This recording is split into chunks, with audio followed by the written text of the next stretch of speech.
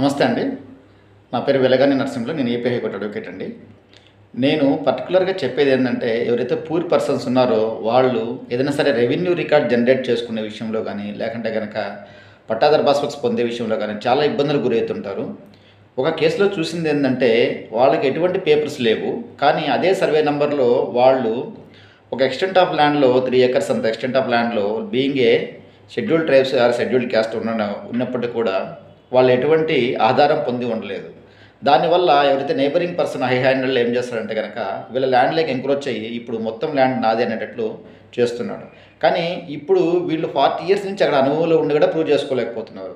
కానీ అదే సర్వే నంబర్‌లో ఒక 30 ఎకర్స్ ఉంటే ఫర్ ఎగ్జాంపుల్‌కి 30 ఎకర్స్‌లో ఒక 25 ఎకర్స్ వరకి వేరే వాళ్ళు పట్టాదారు పాస్ బుక్సో లేకంటే ఆన్‌లైన్ డేటానో ఏదో పొంది ఉన్నారు, రెవెన్యూ రికార్డ్ ఉన్నదని చెప్పి ఇతని యొక్క అజంప్షన్.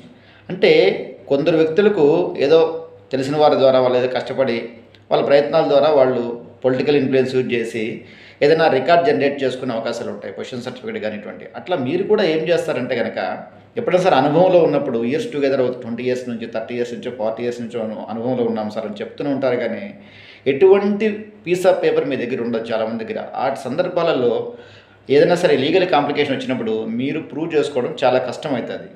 ఏదో సాదా సేల్ డీడ్, సాదా అగ్రిమెంట్ ఆఫ్ సేల్ పెట్టుకొని దాన్ని బేస్ చేసుకొని ఒక 30-40 ఇయర్స్ తర్వాత మేలుకొని అప్పటి నుంచి మా తాతగారి కాలం నుంచి ఈ డాక్యుమెంట్ మీదనే బేస్ చేసుకొని వ్యవసాయం సాగిస్తున్నాం సార్ అని చెప్పి చెప్తుంటారు.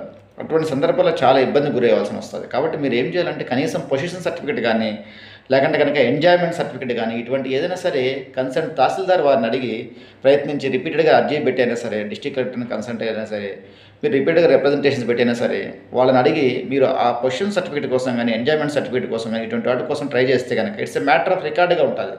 రేపు పొద్దున్నే మీరు ల్యాండ్లెస్ పూర్ పర్సన్ అని చెప్తూ కానీ లేకంటే కనుక ఇది తప్ప మాకు జీవనోపాధి లేదని చెప్తే ఈ ల్యాండ్లో మేము ఇంతకాలం నుంచి ఉన్నాము, ఇలా వ్యవసాయం చేస్తున్నాము, లేకంటే కనుక మామిడి తోట ఉన్నది, లేకుంటే ఇంకోటి ఏదైనా మేము ఇట్లా డెవలప్ చేసి ఉన్నామని చెప్పి మీరు పొజిషన్ సర్టిఫికేట్ కానీ ఎంజాయ్మెంట్ సర్టిఫికేట్ కానీ క్లెయిమ్ చేసే దానికోసం కనీసం ప్రయత్నిస్తే వాళ్ళైనా ఎండార్స్మెంట్ ఇస్తే అది సెకండరీ ఇష్యూ. అప్పుడు మీకు ఆ పొజిషన్ సర్టిఫికేట్ కానీ ఆ ఎంజాయ్మెంట్ సర్టిఫికేట్ కానీ మీరు పొందడం వల్ల చాలా బెనిఫిట్ అవుతారు, సేఫ్ సైడ్ పొందుతారు. రేపు పొద్దున్న ఏదైనా లీగల్ కాంప్లికేషన్ ఏరైజ్ అయినప్పుడు దాన్ని బేస్ చేసుకొని మీరు సక్సీడ్ అయ్యే అవకాశాలు ఉంటాయి. మీరు ల్యాండ్ మీదే లేకుంటే ఆ ల్యాండ్లో మీరు ఉన్నారని చెప్పి ప్రూవ్ చేసుకునే అవకాశాలు చాలా ఎక్కువగా ఉంటాయి. అలా లేకుండా జస్ట్ సాదా అగ్రిమెంట్ పెట్టుకొని దాంట్లో పొజిషన్లో మీరు కొనసాగుతూ 40 ఇయర్స్ తర్వాత ఏదైనా క్లెయిమ్ ఇష్యూ అయినప్పుడు దాన్ని ప్రూవ్ చేసుకోవాలంటే చాలా కష్టమవుతుందండి. ఇటువంటి విషయాలు తెలుసుకొని సద్వినియోగం చేసుకుంటారని ఈ వీడియో ద్వారా మీకు తెలియజేస్తున్నాను. నమస్తే అండి. నా పేరు వెలగాని నరసింహులు. నేను ఏపీ హైకోర్టు అడ్వకేట్ అండి. నమస్తే అండి. ఉంటానండి.